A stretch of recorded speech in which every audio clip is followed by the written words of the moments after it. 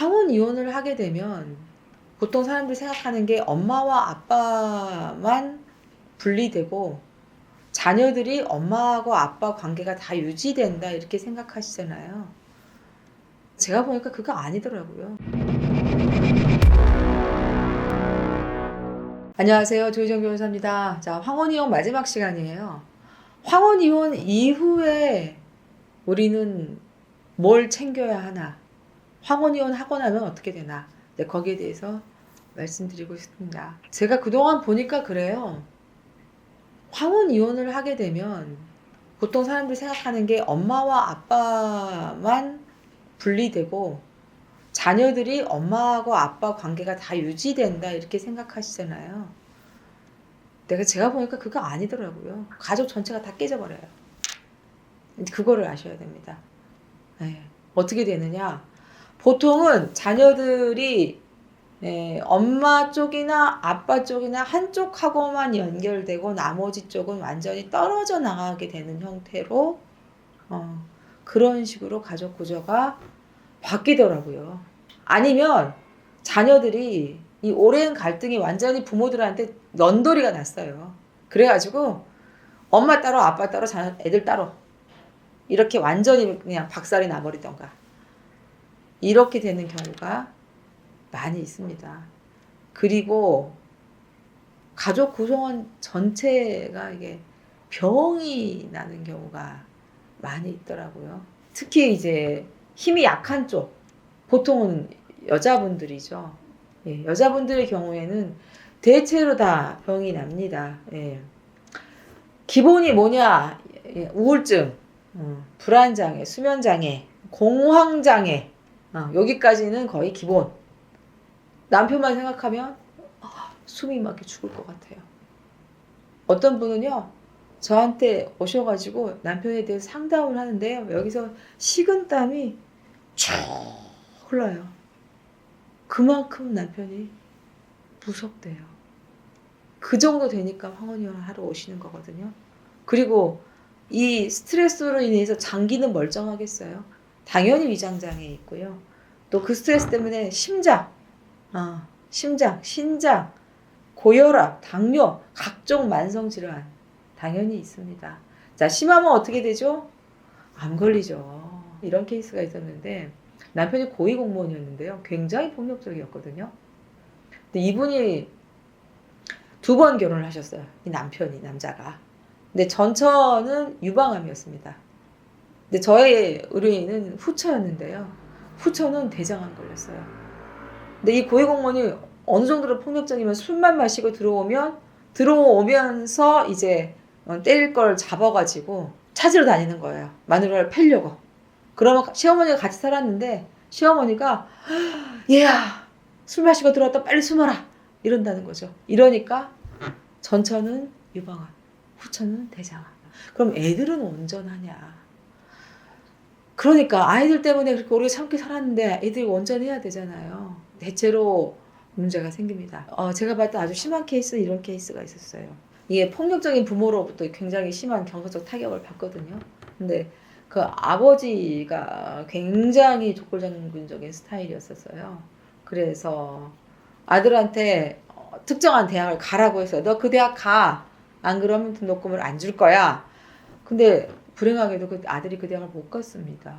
그랬더니 이제 엄청나게 이 바보 같은 자식 넌 인간도 아니고 죽어야 돼 오만 비하를 했겠죠. 그래서 이 아들이 무려 삼수를 했어요. 근데 또 불행하게도 못 갔습니다. 그래서 다른 그 아래 대학을 갔더니 그게 무슨 대학이냐고 등록금을 안 줬네요. 자, 이 결과 어떻게 됐을까요? 이 아들이 결국은 방 안에서 안 나와요. 이제 방 안에서 안 나옵니다. 자기 방에 틀어박혀서. 심지어 엄마와도 대화하지 않습니다. 물론 이 부분 나중에 결국 이혼을 했습니다. 그리고 또 이런 케이스가 있었어요. 아빠가 스카이를 나오고 국내 유수의 대기업에서 아주 잘 나가는 분이었어요. 아주 본인이 굉장히 훌륭하다, 잘났다고 생각하는 분이고 아들한테 항상 넌 1등만 해야 된다고 강요하는 분이었죠. 그건 좀 옛날 이제 스마트폰이 일반화되기 전의 사건인데요. 근데 아들이 공부 엄청 잘했습니다. 그 사건에서. 항상 1등 했어요. 아빠의 기대대로. 그런데 컴퓨터 게임을 좀 좋아했어요. 아빠가 컴퓨터 게임을 한다고 하지 말라 했는데 아들이 말을 안 들은 거예요. 그래가지고 아버지가 그 컴퓨터를 치워버렸네. 그랬더니 다음날 세상에 아들이 아파트에서 뛰어내려 자살을 한 거예요. 그 사건을 겪고 나서 아내는 암 수술을 했고요. 그 암 수술 이후에 저한테 이제 소송을 하러 오셨었습니다. 이 갈등 속에서 가족 구성원들이 다 다칩니다. 심신이 엉망이 됩니다. 뭐 우울증, 심하면 암, 자 이렇게 됩니다. 그 황혼이하는 엄마들이 보통 요즘엔 자녀들하고 같이 오거든요. 아이가 좀 드니까. 그래서 이제 같이 상담을 해요. 그러면 제가 여쭤보죠. 아유, 어머니 이렇게 힘든데 어떻게 이혼 안 하고 버티셨어요?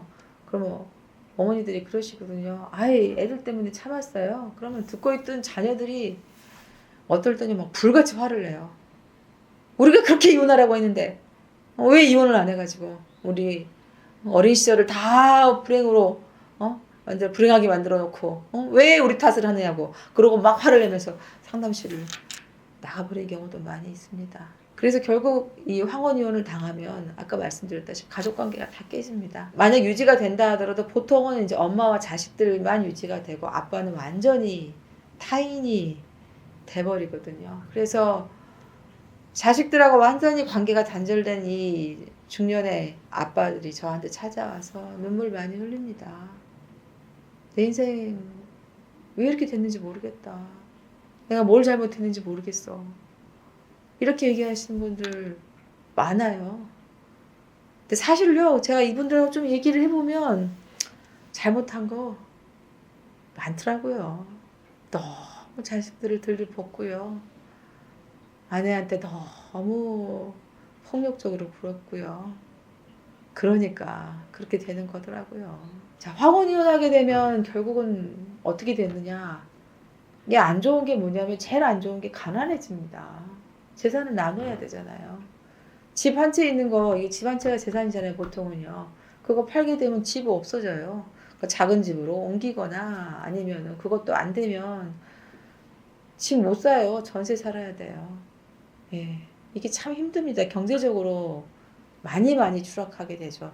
근데 그럼에도 불구하고 왜 굳이 이혼을 하려고 하겠어요?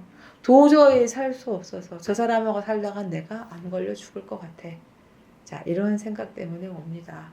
요즘 제가 맡는 사건 중에서 황혼이혼 사건이 좀 정말 비중이 막 늘어가고 있습니다. 예. 그런데 이분들을 보면 저는 정말 안타까운 느낌이 들어요. 왜 인생의 가장 젊고 아름다운 나를 서로 미워하면서 지내다가 결국은 가족 전체가 다 깨지고 병들어 버리는 이런 결론으로 가버렸을까? 재산도 열심히 벌어서 모았는데 결국 반으로 쪼개니까 가난해져 버리고 그렇잖아요. 늘 안타깝다는 생각이 듭니다. 왜 문제를 빨리 발견하고 조기에 대처하고 화해하지 못했을까? 왜 가정의 중요성을 그렇게 모르셨을까? 너무 안타깝습니다, 여러분. 여러분, 이 영상 보시고요. 이렇게 되지 않도록 자기를 돌아보시고 가정을 위해서 노력하시기 바랍니다. 도움이 되셨으면 좋겠어요. 안녕.